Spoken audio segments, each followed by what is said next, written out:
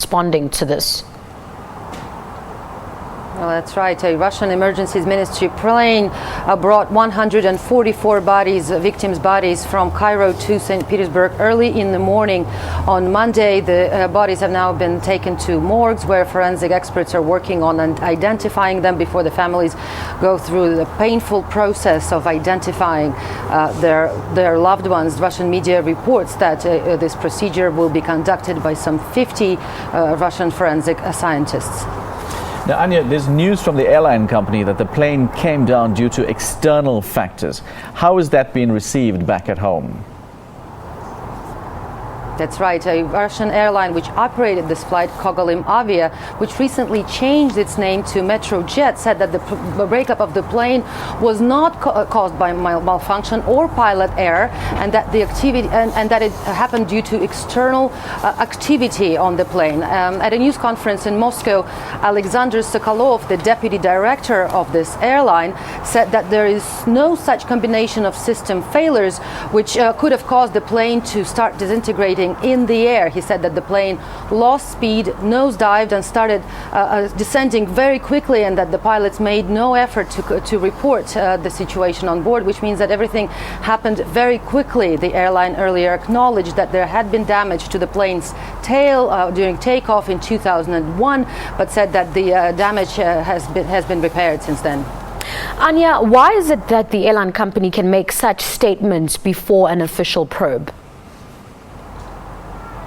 Well, the main reason is that on Sunday, Russian officials have ordered the airline to stop flying its jets of the same model until the results of investigation come through. Now, this is a very small airline. It only has about 9 planes, and according to the Russian media, 6 of its planes are those Airbus A321. So the airline insists, and it said that its planes are in fine condition and has so far refused to ground them.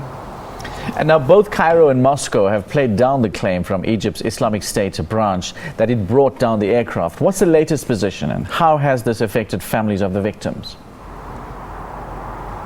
Well, that's right. Immediately after the crash, officials both in Cairo and in Russia dismissed terrorism as a possible cause for this crash. However, a Russian presidential spokesman, Dmitry Peskov, said on Monday that terrorism is no longer ruled out and that officials are now looking at all possible causes for this tragedy.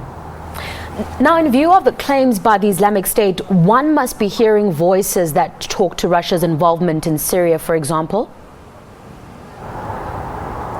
Well, certainly this isn't much of a discussion just yet because, as I said, officials from both Russia and Egypt immediately dismissed terrorism as a possible cause for this catastrophe. However, as investigation continues and as we hear more, it is quite likely that the issue of Russian presence in Syria and Russia's military operations in Syria, which has been in force since September 30th, will be paid more attention to.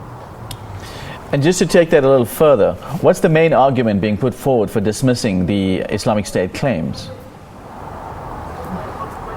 Well, there was a group on Saturday affiliated with Islamic State that claimed responsibility for this crash. However, officials on both sides again dismissed that, saying that no evidence for this claim was provided, and that the terrorists in the area simply do not have weapons capable of hitting a plane which apparently already was flying at a height of 10,000 meters. However, some experts here in Moscow suggested that there were some reports that the plane's engine could have malfunctioned, which is not normally a problem for a safe landing of a plane. However, if this indeed happened and the plane started descending, then it could have become a target of terrorists.